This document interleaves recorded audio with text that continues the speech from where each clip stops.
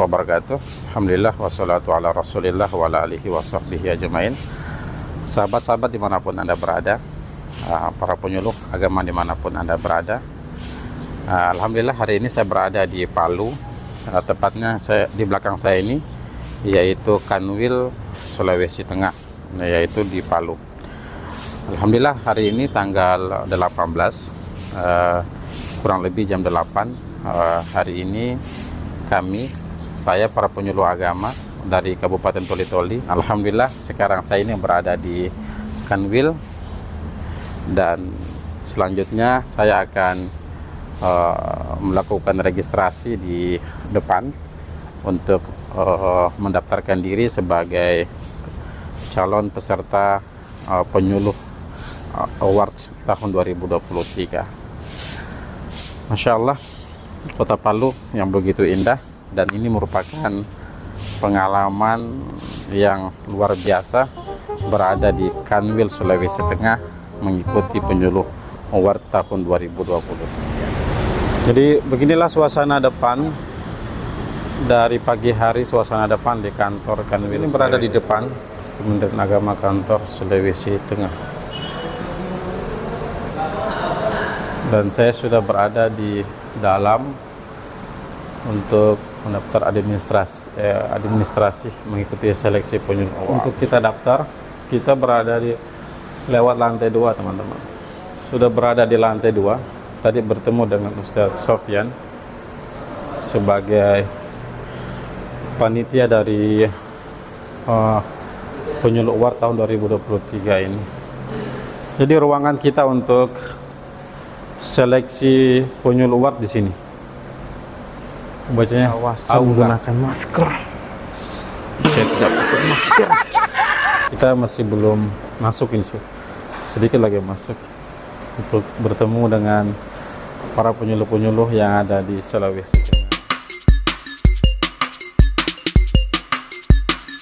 Juga buat video juga Ustaz nanti nih. Assalamualaikum. Jadi ini sohib, teman seperjuangan dalam dunia dakwah. Dari penyuluh mana Ustaz? Kabupaten Donggala. Masya Allah. Ini beliau ini sudah sampai ke Jakarta ini sama dengan Ustaz Mabrur. Pelatihan apa Ustaz ya? Spar. Masya Allah. Ini Ustaz, apa yang termotivasi untuk bisa hadir kemari Ustaz?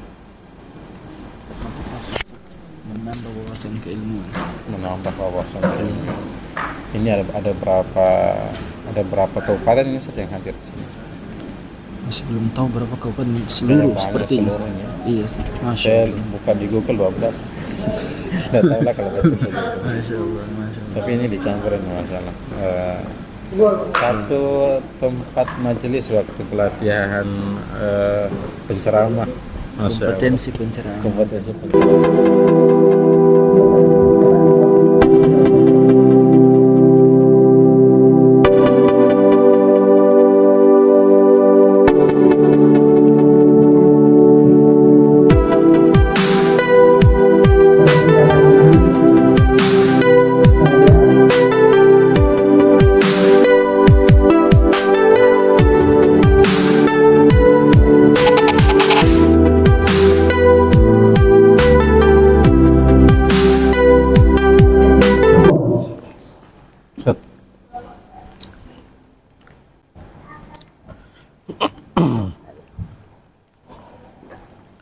Cek 1 2. Assalamualaikum warahmatullahi wabarakatuh.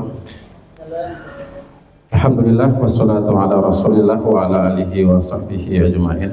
Yang saya hormati kepada Dewan Juri, yang saya hormati kepada seluruh panitia, dan yang saya muliakan rekan-rekan, teman-teman para penyuluh agama PNS maupun non PNS, semoga dimuliakan oleh Allah Subhanahu wa taala.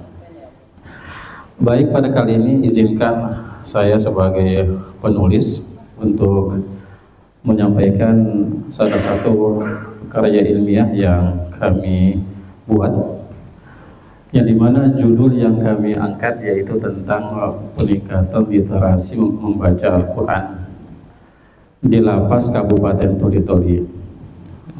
Jadi judul peningkatan literasi membaca Al-Quran ini kami mengambil dua metode.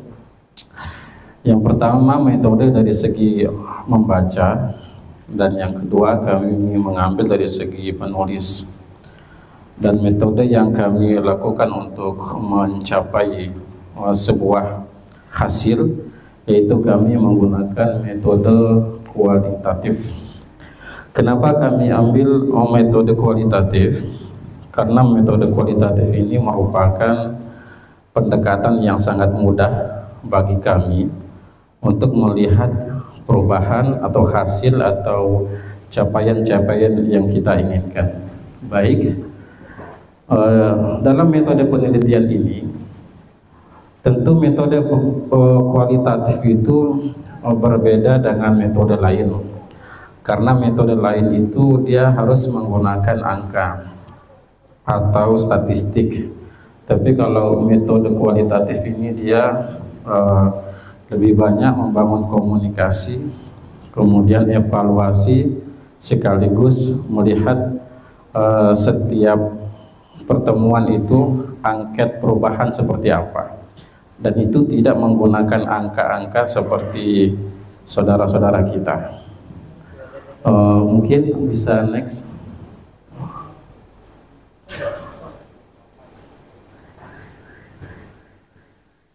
Ya, baik.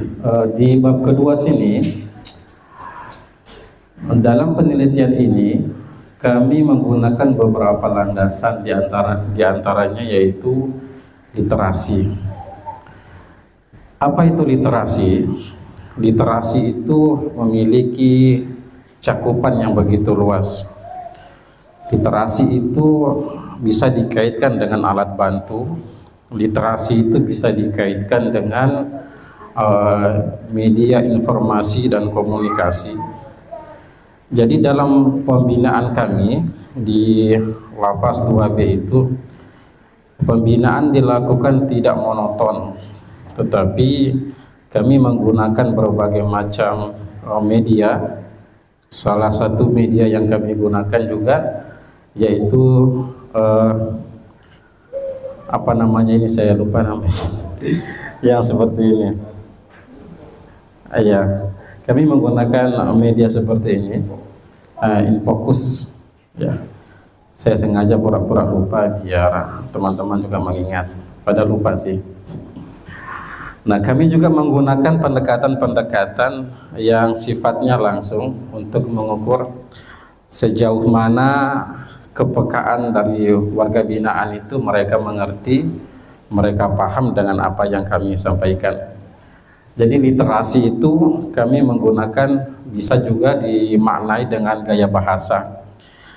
Warga binaan yang ada di sana itu memiliki naluri pandangan yang berbeda-beda, karena mereka masuk itu dengan jenjang yang berbeda-beda, dengan tingkat kriminal yang berbeda-beda. Tentu berkomunikasi dengan mereka itu harus menggunakan literasi media bisa, dan literasi public speaking juga bisa, dan salah satu literasi pendekatan juga itu bisa dilakukan. Ini kenapa? Agar sasaran binaan kita itu tercapai. Kalau kita hanya sekedar mengisi, warga binaan itu akan stres, maka kita harus membutuhkan literasi. Maka literasi yang kami sampaikan itu seperti awal tadi, yaitu pendekatannya melalui metode membaca Iqra bagi yang belum lancar, dan menulis di papan tulis atau menggunakan InFocus seperti ini. Kemudian membaca ini menjadi hal yang paling penting bagi kami untuk melaksanakan pembinaan. Kenapa? Tingkat kualitas minat untuk membaca warga binaan di sana, ibu-ibu, bapak-bapak, dewan juri itu minim sekali. Bayangkan, mereka ada yang menangis untuk menginginkan buku kepada kami. Mereka minta untuk dikasih buku ibadah, buku panduan. Artinya mereka itu ingin sekali untuk membaca, tetapi fasilitas yang ada di sana itu tidak memungkinkan. Maka kami di sana itu melakukan program dengan teman-teman, yaitu untuk mencari donasi atau mengumpul buku-buku yang mungkin tak layak untuk dipakai, dan kami bawa ke sana untuk tujuannya adalah untuk menumbuhkan minat baca bagi warga binaan di sana. Kemudian Al-Quran di sana, Al-Quran besar banyak, tapi Iqra yang sangat butuh, yang sangat kurang. Maka kita juga membuat dokumentasi video. Saya punya video, Bapak Ibu.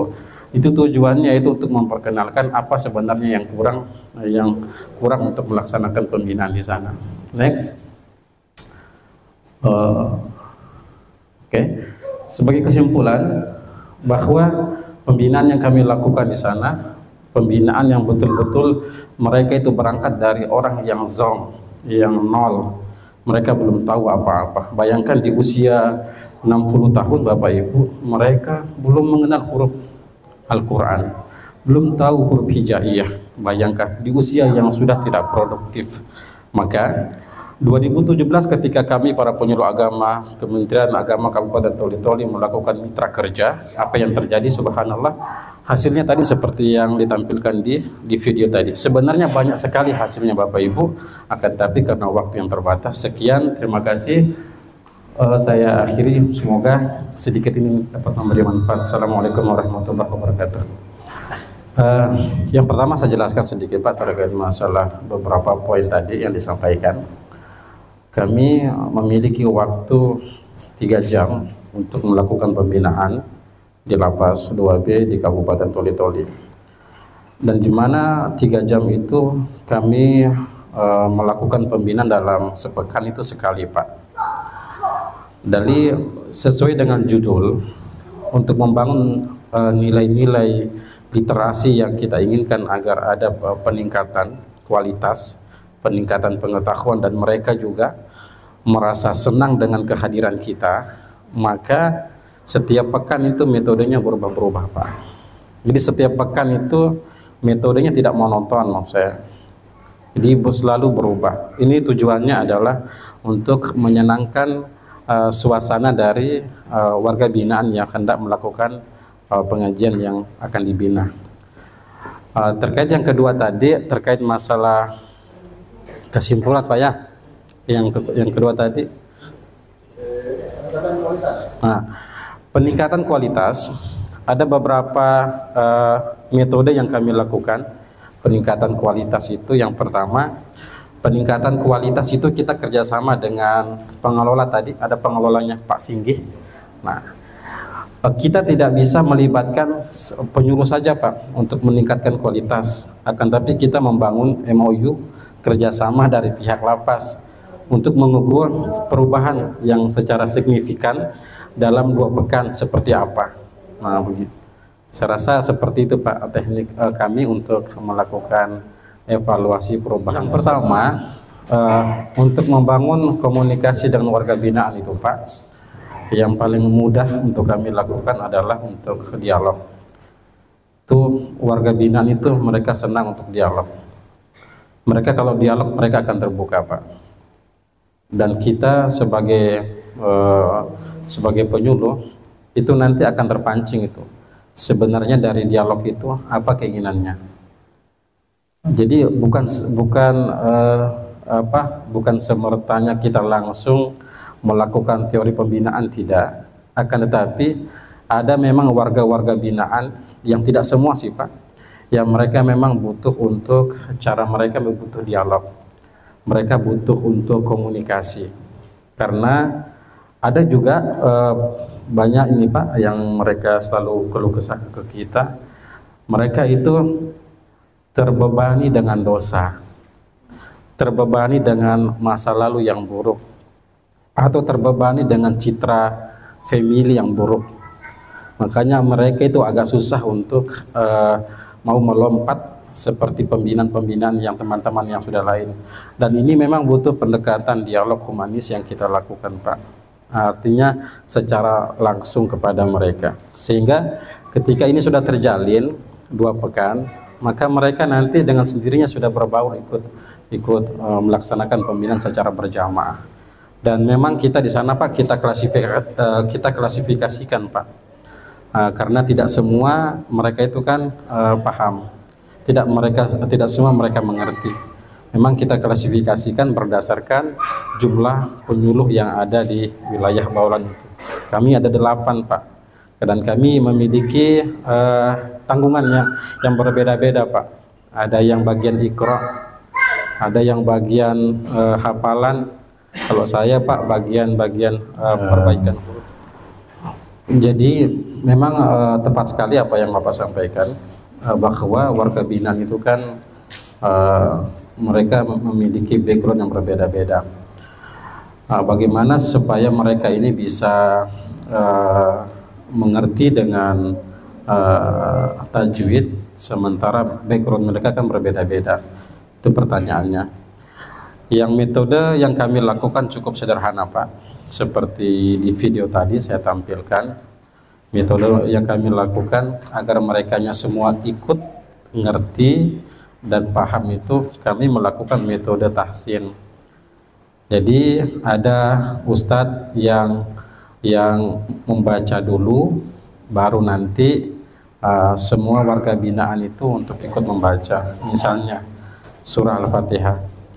Warga binaan itu Pak, itu meskipun sebagian besar sih tidak paham dengan belum paham dengan bacaan Al-Quran, belum tahu dengan huruf-huruf Al-Quran, akan tetapi kalau terkait dengan surah Al-Fatihah Pak, mereka tahu Pak, mereka hafal Pak, meskipun mereka itu dalam kondisi terbata-bata, dan ini butuh pengulangan.